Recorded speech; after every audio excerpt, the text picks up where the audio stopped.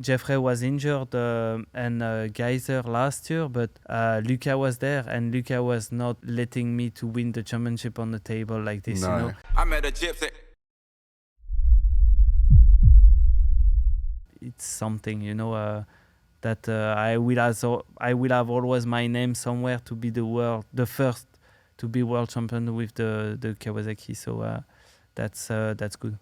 Did you lose hope that you would ever win again? Because 10 years between world championships is something that I think is extremely underrated. Lose no.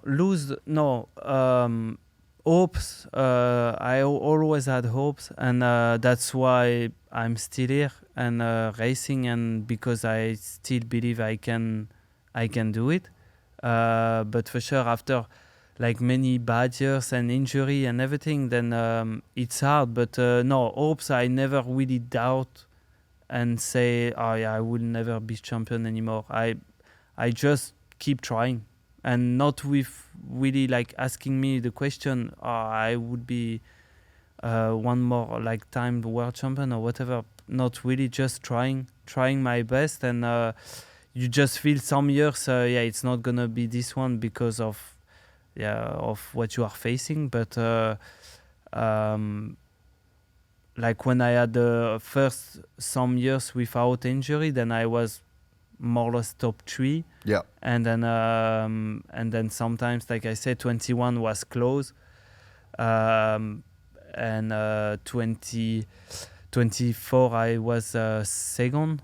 No, 23. So when you are that close, then you think it's possible, but you need to put everything together. So no, I never lost hopes. So you end up winning the championship last year. What was different about the way that you won this championship versus in 2015? Experience. Yeah. Experience that will be the most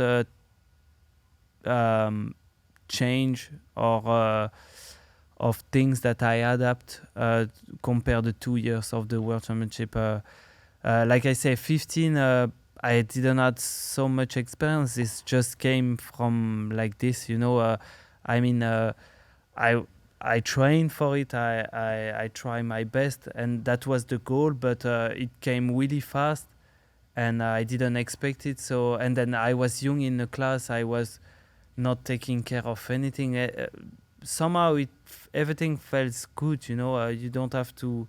You don't complain about anything. You just ride your bike, and then you win. So that was something. But after so many year of trying, getting injured, come back, because this is hard, like to get like big injury and then come back. That's a big thing, because every time you start from zero again. So and the competition is evolving and moving so much. That's the hardest parts, when you are like in the sofa, then they are racing. So it's hard to catch up, but I always feel that I could do it. And experience, like also to manage a championship, to feel a little bit like when you need to not push, like not to stress out for something, that it's not happening, so that's the biggest change. Because also, like, okay, Jeffrey was injured and Gajser last year, but Luca was there, and Luca was not letting me to win the championship on the table like this. No. So when we look back, like in Lommel, so after maybe 15 round or 14 round, then it was 9 points different. In Lommel, he closed the gap on 9 points. So, and it was still 5 or 6 rounds to go. So it's almost like start again, And he was on the winning strike a little bit. He was winning. So it was in his advantage to win the championship at that time. And I remember to pass already. I say, if I passed Lommel, that was my first things, like to pass half of the season and Lommel. And then after that, you can judge a little bit where you are and what you have to do or change. So when we passed Lommel, I won the first moto, he won the second one. So I lose just 1 point on the qualifying race that weekend. So after Lommel, everybody around me, let's say, was like a little bit stressed, like a little bit, yeah, you lost points, like this and that. And I was like, I'm good. Yeah. Like, I just lost 1 point in Lommel. Like, it's okay. Like, it's good. And yeah, things will change.